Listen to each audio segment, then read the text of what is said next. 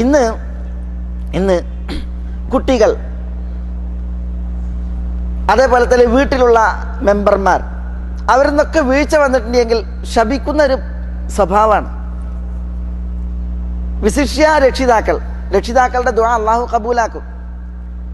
മക്കൾക്ക് അനുകൂലമായി ദുആ ചെയ്താലും പ്രതികൂലമായി ദുആ ചെയ്താലും അള്ളാഹു ദുആ കബൂലാക്കും. ദഅവത്തുൽ വാലിദ്, രക്ഷിതാവിൻ്റെ ദുആ, രക്ഷിതാവ് മാതാവാകട്ടെ പിതാവാകട്ടെ, അത് അള്ളാഹു കബൂലാക്കണ ദുആണ്. അനുകൂലമായി ദുആ ചെയ്താൽ അത് കിട്ടും, പ്രതികൂലമായി ദുആ ചെയ്താലോ അതും കിട്ടും. അതുകൊണ്ട് തന്നെ മക്കൾ വിശിഷ്യ അവർക്ക് നേരെ നമ്മൾ ഒരിക്കലും ശാപം പറയാൻ പാടുള്ളതല്ല. നമ്മളുടെ ഈറ അവരെ പഴിച്ചു തീർക്കാൻ പാടുള്ളതല്ല. വിശാല മനസ്കതയിൽ പെരുമാറാണ് വേണ്ടത്. എത്രയോ മഹത്തുക്കളെ ഈ ലോകം കണ്ടിട്ടുണ്ട്. ആ മഹത്തുക്കളെയൊക്കെ മഹത്തുക്കളാക്കിയത് മാതാപിതാക്കളുടെ ദുആയാണ്, അനുകൂല ദുആ. മാതാപിതാക്കളുടെ അനുകൂല ദുആയാണ്. ലോകം മുഴുവൻ എതിരായാലും മാതാവും പിതാവും മക്കൾക്ക് അനുകൂലമായി അവർക്ക് വേണ്ടി പ്രാർത്ഥിക്കുന്ന അവസ്ഥ ഉണ്ടോ എങ്കിൽ അത്തരം മക്കൾ വിളയാണ് ചെയ്യുക. ഞാനിവിടെ പലപ്പോഴും ഉണർത്തിയിട്ടുണ്ട്. അബുൽ ഹസൻ അലി നദ്വി ആലിമിയാൻ എന്ന പേരിൽ ഇന്ത്യയിൽ പ്രസിദ്ധനായ, ലോകത്ത് തന്നെ പ്രസിദ്ധനായ പണ്ഡിതനാണ് അബുൽ ഹസൻ അലി നദ്വി റഹ്മത്തുള്ളാഹി അലൈഹി. മനസ്സിലായില്ലേ? ഒരു കാലത്ത് അദ്ദേഹം ഉത്തരേന്ത്യയിൽ എത്ര വികൃതിയായിരുന്നു. അദ്ദേഹത്തിന് പരിസരങ്ങളിലുള്ള അയൽപക്കങ്ങളിലുള്ള സ്ത്രീകളെല്ലാവരും അദ്ദേഹത്തെ മാത്രമല്ല ശപിക്കുക, അദ്ദേഹത്തിന് ജന്മം നൽകിയ മാതാവിനെ വരെ ശപിക്കുമായിരുന്നു എന്നാണ്.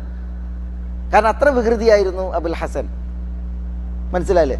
പക്ഷെ അബുൽ ഹസന്റെ ചരിത്രത്തിൽ നമ്മൾ വായിക്കുന്നത് ലോകം മുഴുവൻ വെറുത്താലും എതിർത്താലും മാതാവ് എതിർത്തിരുന്നില്ല.